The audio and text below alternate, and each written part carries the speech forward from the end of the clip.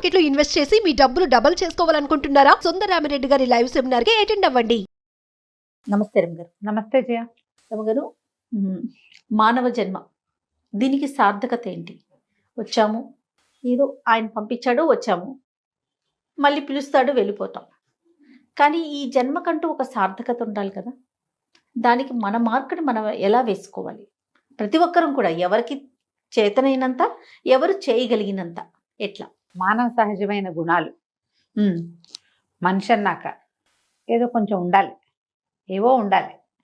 ఈ ఉండాల్సిన వాటిల్లో మంచివి చెడువి కూడా ఉంటాయి. ప్రతివాడు అరిషడ్ వర్గంతో పోరాడుతూ ఉంటాడు.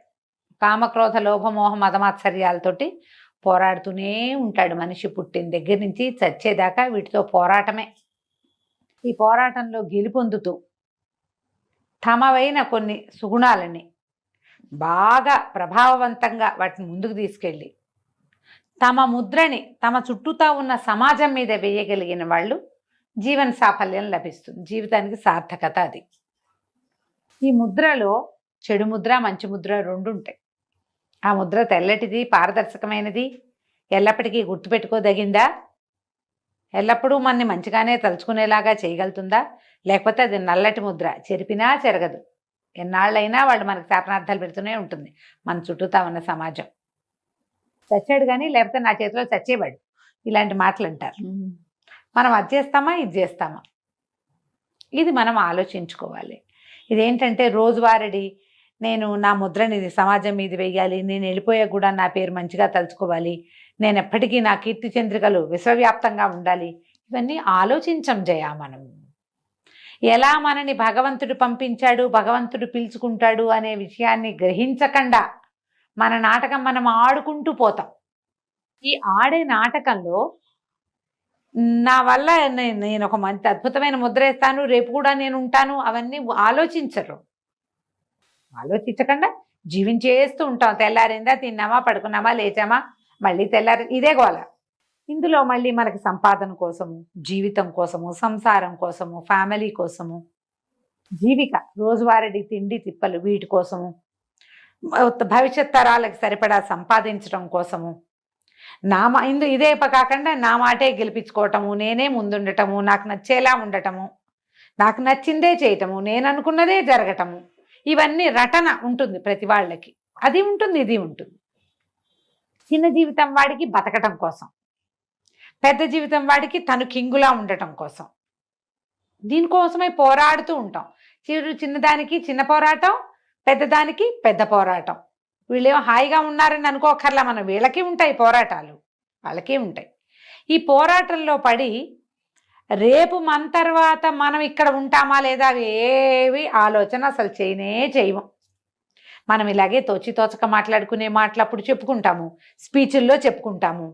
పెద్దవాళ్ళు ఎవరైనా మాట్లాడేటప్పుడు ప్రవచనకర్తలు నీదైన ముద్ర వేయి, నీ తర్వాత కూడా నువ్వు చిరంజీవిగా ఉండాలి అని మాట్లాడతారు, చెప్తారు. ఎవరైనా చనిపోయిన వాళ్ళ గురించి మాట్లాడుకునేటప్పుడు మనం వింటాము, ఆహా వీటి చచ్చి కూడా ఎంత మంచి పేర్లతో ఉన్నాడు, మనం కూడా ఇలాగే చెయ్యాలి అని ఒక వాక్యం వస్తుంది బ్రెయిన్లోకి. తెల్లారేక అన్నిటితో పాటు అది కూడా పోతుంది. అవి గుర్తుండవు. జీవితం ఒక పోరాటంగా వెళ్తూ ఉంటుంది. దీంట్లో నువ్వు సరైన పని చేస్తే నీ ముద్ర ఆటోమేటిక్గా ఉంటుంది. ఏమిటి ఆ సరైన పని? ఒకటి, కళలు అవి ఉంటే, లలిత కళలు, ఫైన్ ఆర్ట్స్, వాట్లల్లో బాగా ముందుకెళ్ళటం. వీళ్ళు ఉండిపోతారు. రససిద్ధులైన కవీశ్వరులు వాళ్ళకి యశక్కాయాలకి ఎటువంటిది భర్తృగారు చెప్పారు, నాస్తి తేషాం యశక్కాయే జరామరణజం భయం అని. జయంతి తే సుకృతినో రససిద్ధాః కవీశ్వరాః నాస్తి తేషాం యశక్కాయే జరామరణజం భయం అని. కొంతమంది కవులో లేకపోతే ఇలా గాయకులని, వైతాళికులని, వీళ్ళంతా ఏంటంటే వాళ్ళు జయిస్తారు ఎప్పటికీ కూడా. రససిద్ధి కలిగిన వాళ్ళు, అద్భుతాలు సాధించిన వాళ్ళు, వాళ్ళ తాలూకు కీర్తికి జరా లేదు, మరణము లేదు. అంటే వృద్ధాప్యము రాదు, మరణము రాదు. ఎప్పటికీ వాళ్ళు ఈ ప్రపంచంలో ఉండిపోతారు. బాలసుబ్రహ్మణ్యం గారు 2 సంవత్సరాల క్రితం గతించారు. ఆయన కంఠం చెవిన పడని రోజుందా మనకి? ఘంటసాల గారు ఎప్పుడో 25-30 సంవత్సరాల క్రితం గతించారు. ఆయన్ని తలుచుకోకుండా ఉంటున్నామా మనం? ఇప్పుడు వాళ్ళంతా అట్లా తమ రంగంలో తమదైన ముద్ర సాధించి ఉంచారు. ఎప్పటికీ వాళ్ళని తీపి జ్ఞాపకాలు, వాళ్ళ మంచి గుర్తులు అద్భుతమైనవి గుర్తుంటూనే ఉంటాయి. ఈ రససిద్ధులైన వాళ్లే కాకుండా టీచర్లు, మనలాగా మాట్లాడేవాళ్ళు, ప్రవచనకర్తలు, గురువులు, వీళ్ళందరూ కూడా ఎల్లప్పటికీ గుర్తుంటూనే ఉంటారు. వాళ్ళ దాంట్లో వాళ్ళు ముద్ర వేస్తారు. ఒక ఆఫీస్లో పనిచేస్తున్నాం, మంచి పేరు తెచ్చుకుంటాం. ఇదివరకు ఒక ఆయన ఉండేవారు, ఆయన చాలా బాగా చేసేవారు అంటారు, ఆయన వెళ్ళిపోయినా కూడా. అవును కదా, మా తాత చాలా మంచివాడు, మాకు అందరికీ అన్ని ఏర్పరిచి పెట్టాడు అని చెప్పుకుంటాం. ఫ్యామిలీలో కూడా మన ముద్రలు ఉంచుకోగలుగుతాం. ఇప్పుడు ప్రతి వాళ్ళు రససిద్ధులే కాలేకపోతాం, కానీ మనమున్న సమాజంలో మనని తిట్టి చీదరించుకుని అసహించుకుని మన పేరు పెట్టుకోవడానికి కూడా ఇష్టం లేని స్థితులు కల్పించుకోకూడదు.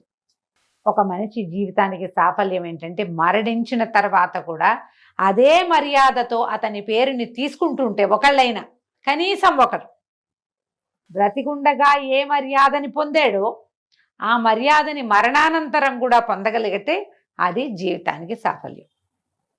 మనుషుల జీవితాలు అందుకు కావాలి. అవును, మనం ఏదో బతికాం ఉన్ననాళ్ళు ఏదో మన ఏడ్చాం లిచకపోయాం కాదు, అది కాదు. దానివల్ల ఏ సఫలత లేదు. అంటే చచ్చిపోయాక మనకి ఎలా తెలుస్తుందండి అని అనిపిస్తుంది కదా. కానీ మనతో పాటు సమాజం మొత్తం వచ్చేది, మన గుంపు కొంత ఇక్కడ ఉంటుంది, మనం పోయాక కూడా. వాళ్ళకి తలవంపులు చిన్నతనము కలిగించకూడదు. నువ్వు ఇప్పుడు వేరే వారి గొప్పతనం మనం ఎలా వింటున్నామో ఈ భూమి మీద, రేపు మనం వెళ్ళిపోయాక మన గురించి అట్లానే వింటారు కదా. అంటారు, వినాలి.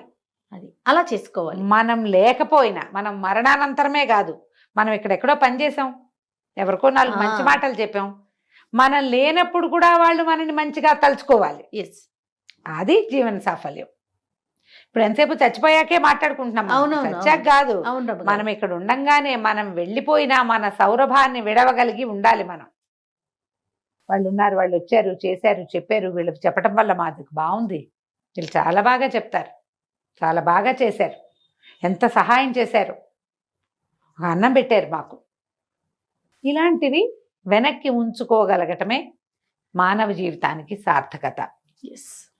పోతే పోతామమ్మా, ఎవ్వరూ నుంచుని కూర్చుని పేటేసుకుని ఇక్కడే కూర్చునేవాడు ఒక్కడు లేడు. ఎవరైనా ఒకటే దారి, అంతే. ఏ దారిలో వచ్చామో అదే దారిలో వెళ్ళిపోతాం కూడా. మన ముద్రని విడిచిపెట్టి వెళ్ళగలమా లేదా అనేది ఆలోచించండి తప్పకుండా. ఇప్పుడు ఈ జీవన పోరాటము, ప్రయత్నము, మన డాన్స్ మన నాటకం మనం ఆడేసుకుంటూ ఉంటాం. దీంట్లో కూడా ఒక మంచి చేయొచ్చు మనం. ఈ నాటకంలో ఎప్పుడు మంచి చేసే, సహాయం చేసే, ఒక మంచి మాట ఆడగలిగే అవకాశం ఎప్పుడు వచ్చినా దాన్ని తీసుకోండి.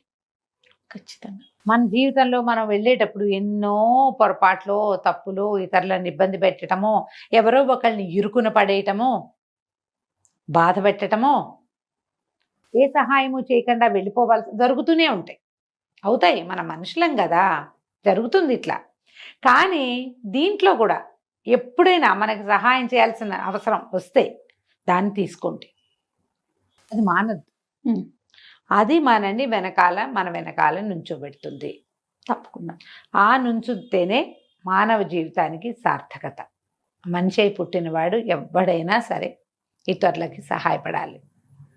భగవద్ధ్యానం చేయటము, ఇతరులకి సహాయపడము, మనం ఏ భూమి మీద పుట్టామో ఆ భూమికి కొంత మేలు చేయటము, ఎంతో కొంత, ఇవి అవసరం.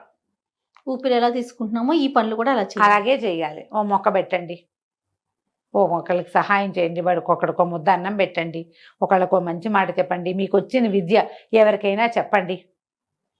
చాలామంది అలా కూడా ఉంటారు, తమ ఏదైనా నేర్చుకుంటే ఎవరికి చెప్పకూడదు అనుకుంటారు, దాచేసుకుంటారు.